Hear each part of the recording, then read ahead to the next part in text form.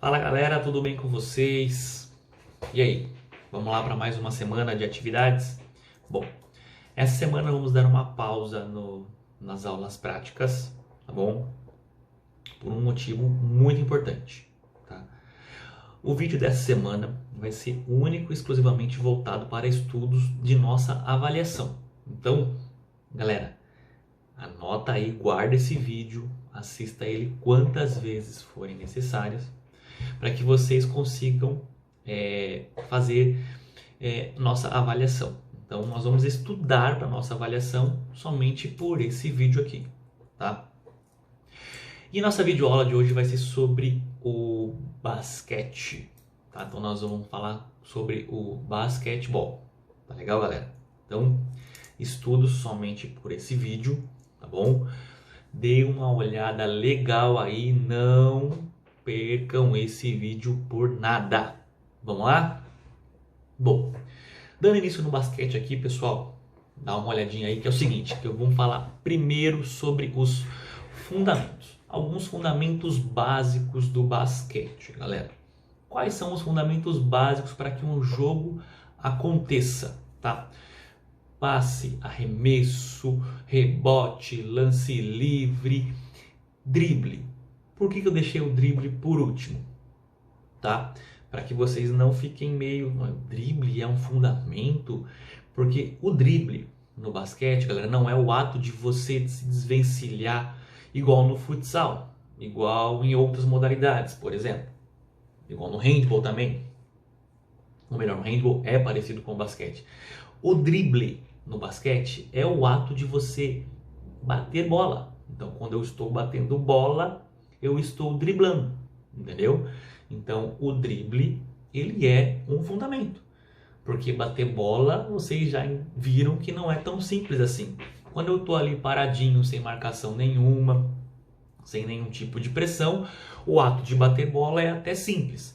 Agora, quando eu tenho que colocar ações no meio, como correr, mudança de direção, olhar para outras coisas que não sejam para a bola, aí o ato de bater a bola já fica um pouco mais difícil, né? Então, por isso que o fundamento drible é muito importante no futsal. Então, fiquem atentos a esses fundamentos, porque são esses fundamentos que eu vou pedir em nossa avaliação. Tá legal, galera? Partindo ali dos fundamentos básicos, a gente vai para a parte de posicionamento, que é são algumas aulas que nós fizemos. A gente vai adaptando, a gente vai colocando informações para vocês de maneira gradativa, né? Para que vocês entendam o que são esses posicionamentos, tá? Então, para começar tudo isso, nós precisamos entender que um jogo de basquete, ele contempla 5 posições, né? Nós começamos com 5 atletas de cada lado, tá? Então, são 5 posições, certo? E quais são essas posições? Vamos lá que eu vou explicar bonitinho quais são as posições para vocês, tá? Primeiro, nós temos ali o armador. Esse aí é o cérebro da equipe. Tudo passa pela a mão do armador, tá? Tanto pelo armador quanto pelo ala armador. Então vamos falar primeiro sobre o armador, tá? Ele é o principal jogador responsável pela construção das jogadas e também o primeiro combate ali na linha de defesa. Então, sempre que eu estou atacando, normalmente o armador ele fica um pouco mais postado na parte de trás para fazer as jogadas acontecerem em direção à cesta do adversário. Então, o armador fica um pouco mais para trás. Já na defesa, isso muda. O armador fica um pouco mais avançado para dar o primeiro combate aqui na linha de frente, defendendo a sua cesta. Tá legal? Então o armador tem que ter um passe bastante apurado, visão periférica bastante apurado, um controle emocional também bastante apurado, para que as coisas aconteçam de maneira natural durante uma partida. Tá legal? Alarmador, tá? O nome já está dizendo, é um jogador que joga pelas alas, ou seja, pelas laterais. Armador, por que alarmador? Porque ele auxilia o armador durante o jogo nas produções de jogada, para fazer as jogadas acontecerem. Porque seria muito fácil, né, para o adversário, é só marcar o melhor jogador, que seria o armador, e o jogo acabava, não tinha mais jogada. Então, por isso que nós temos normalmente um ala armador. Além dessa pessoa jogar pelas laterais, ele também auxilia o armador, quando ele está bem marcado, na construção das jogadas. Então, nós já contemplamos duas posições.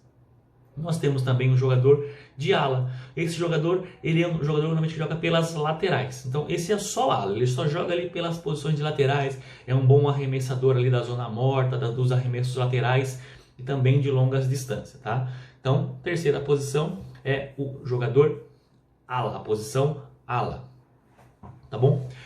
Quarta posição nós temos ali um ala pivô, tá? Então, um ala pivô é aquele jogador também que joga ali pelas laterais, com características um pouco mais voltadas para um pivôzão. Um jogador ali mais de contato, que joga um pouco mais de costas para a cesta e que recebe ali também uma certa pressão na marcação, e ele consegue vencer essa marcação muitas vezes com a força do próprio corpo. Legal? Então, quarta posição, nós temos o ala pivô. E por último, nós temos também o pivô, tá? Esse sim é um jogadorzão pesadão, o bruto da equipe, um jogador que finaliza ali de bem próximo do aro, né? Ele está sempre embaixo da cesta. Ele também é um jogador responsável pela captura dos rebotes ali, né? Então, por isso que ele é um jogador de bastante vigor físico, tá bom? Então, repetindo aqui para vocês rapidamente as posições do basquete, nós temos o armador, o ala armador, o ala pivô, o pivô e o ala armador. Isso mesmo, né? Armador, ala pivô, pivô e ala pivô. Fechado? Bom, dando sequência a isso, nós vamos falar agora um pouquinho sobre período de jogo. Tá? Galera, eu não vou misturar muitas informações, porque como eu disse para vocês, eu quero um vídeo bastante enxuto e somente com informações específicas da nossa prova, tá bom? Então é o seguinte, período de jogo, tá? Eu não vou entrar em quanto tempo tem cada período, porque tem regras diferentes para NBB e para NBA. Então, de repente, se você só assiste a NBA, tá? E eu falo sobre a NBB, fica um pouco estranho. Ou se você assiste só a NBB e eu falo sobre a NBA, também fica estranho, tá? Então, para ambas, tanto para a NBA como para a NBB, são 4 períodos. Nós vamos jogar um jogo de basquete e ele só vai terminar após 4 períodos, tá bom? Quanto tempo tem cada período? Dá uma pesquisada aí, galera, dá uma olhadinha. Na NBA tem quanto? Na NBB tem quanto? Tá? Porque isso não vai cair na prova, então não vamos entrar nesse assunto nesse momento. Tanto NBA quanto NBB, 4 períodos para terminar um jogo de basquete. Então, nós temos que jogar 4 períodos de jogo, ok? Marca aí que isso vai cair na prova, tá? Arremessos, tá? Como funcionam os arremessos e quanto vale os arremessos, galera? No basquete, nós temos arremessos que valem 1 ponto, arremessos que valem 2 pontos e arremessos que valem até 3 pontos. Tá? Um arremesso só valendo 3 pontos, tá bom? Todos eles têm algumas características. Eu vou começar do terceiro, tá bom? Para você conseguir um arremesso, tá, que vale 3 pontos, eu tenho que estar a uma certa distância do aro, executar o arremesso, concluir o arremesso, fazer com que a bola caia dentro da cesta, né? Para que esse arremesso tenha um valor de 3 pontos, tá bom? Então, uma distância maior, tá? Uma distância grande. Um arremesso ele pode valer até 3 pontos, tá? Um arremesso de 2 pontos, tá? Ele é um pouco mais próximo, tá? Eu também não estou falando de distância, pessoal, porque isso não vai cair na prova. Então, se eu começar a colocar aqui muita informação com relação à distância, vão ficar meio perdido com relação a quanto vale 1, quanto vale 2, quanto vale 3. Então, eu não vou falar de distância, tá bom? Então, distância um pouco maior, 3 pontos. Um pouco mais próximo do aro, vale 2 pontos. E tem um arremesso que vale 1 ponto. Eu quero frisar nesse porque é esse que vai cair na prova, entendeu? O arremesso de um ponto. É o arremesso do lance livre, tá? Então, quando eu cobro um lance livre? Em algumas situações. Então, eu vou cobrar um lance livre, eu estou indo batendo bola, estou driblando, vou em direção à cesta, e eu salto para fazer o arremesso e eu recebo uma falta antes de arremessar, tá? Isso é considerado uma falta de 2 lances livres, ou seja, cada lance vai valer um ponto. Então, toda vez que eu arremessar e concluir o meu arremesso, ele vai valer um ponto, tá legal? Ou quando simplesmente você está jogando ali uma partida de basquetebol, vocês estouram a quantidade de faltas em um período, tá? E a partir daquela determinada quantidade de faltas, todos os arremessos são de lances livres. Que o lance livre nada mais é que um arremesso ali bem próximo do aro, sem marcação nenhuma, tá? Então você vai arremessar livre, sem ninguém pressionando o seu arremesso. E cada vez que você conclui, cada vez que você consegue fazer com que a bola entre dentro da cesta, o seu arremesso ele vale um ponto. Então esse é o arremesso de lance livre. Tá legal, pessoal? Então anota aí, presta muita atenção, porque isso aí cai na prova sim, tá bom? Um outro detalhe que nós passamos lá nas nossas aulas com relação à bola dentro ou a bola fora do basquete, tá bom? E aí eu aproveitei essa oportunidade para explicar mais uma vez para vocês e também colocar na prova uma questão relacionada à bola dentro e à bola fora, tá? Então presta atenção quando a bola é dentro e quando a bola é fora no basquete, fechado? O jogo está acontecendo ali, vocês estão dentro do limite da quadra, que são as 2 linhas laterais e as 2 linhas de fundo. Então nós estamos ali dentro do perímetro, dentro desse limite de quadra, tá bom? Tá. Os meus 2 pés estão totalmente dentro da quadra, tá? Então os pés estão dentro da quadra, não tá tocando a linha nem 1 milímetro, ou seja, não estou encostando nas linhas laterais nem nas linhas de fundo, tá bom? Porém, a bola ela está totalmente fora. Ela já invadiu o espaço aéreo da área de fora da quadra, da área de fora. Porém, ela não tocou o chão, ela não pingou no chão. Isso é considerado bola dentro. Nossa Senhora! Calma que eu vou tentar explicar mais um pouco. Para no jogo de basquete, para que uma bola seja considerada fora, o jogador ou a bola tem que tocar a parte de fora da quadra, tá? Então, qual é a parte de fora da quadra? Das linhas para fora. Vou repetir. Das linhas laterais ou de fundo para fora. Então a linha já é considerada fora, tá bom?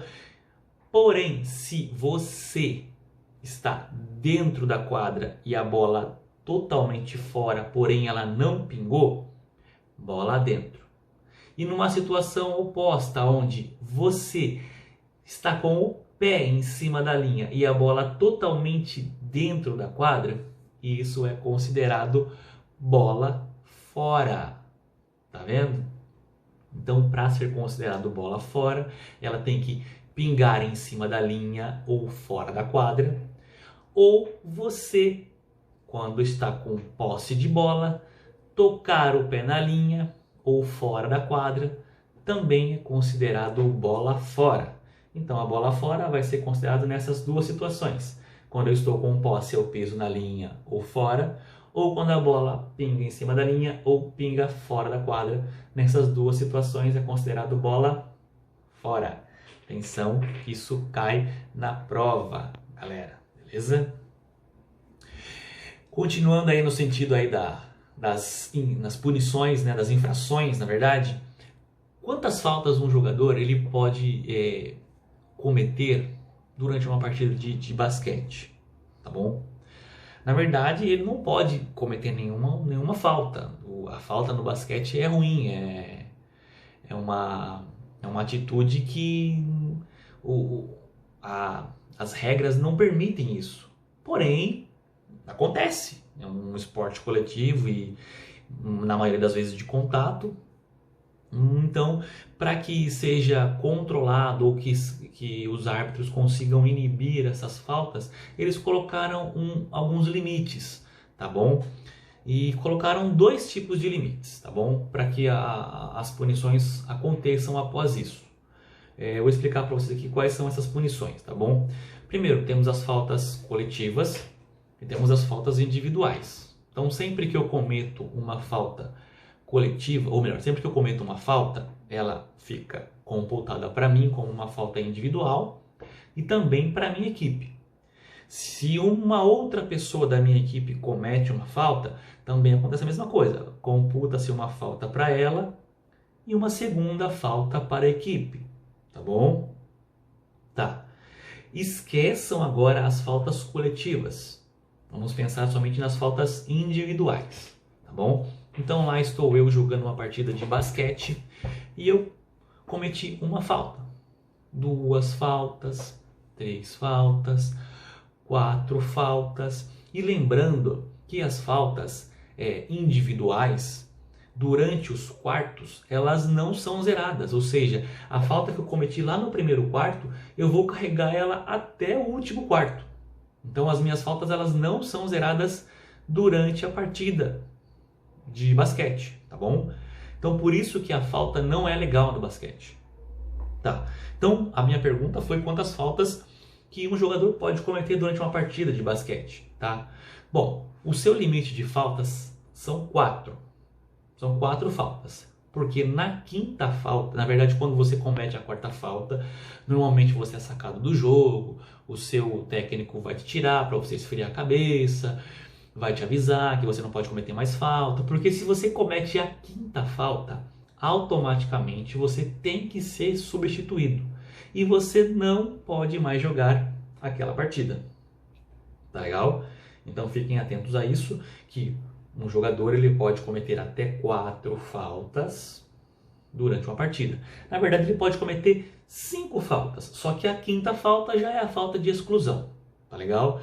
Então vai ter uma perguntinha lá de quantas faltas vocês podem cometer. São 5 faltas, sendo que a 5ª falta é a falta de exclusão. Tá legal? Podendo entrar um outro atleta no seu lugar. Mas se você cometeu a 5ª falta, automaticamente você está fora. Beleza? Galera, mais um detalhe que ficou para trás com relação aos arremessos, que também cai na prova, e eu me lembrei aqui agora, é com relação ao arremesso de bandeja, que é mais um tipo de arremesso que eu coloquei lá na prova. Como é feito o arremesso de bandeja, tá, pessoal? Uns falam 2, outros falam 3 e outro fala 1, tá?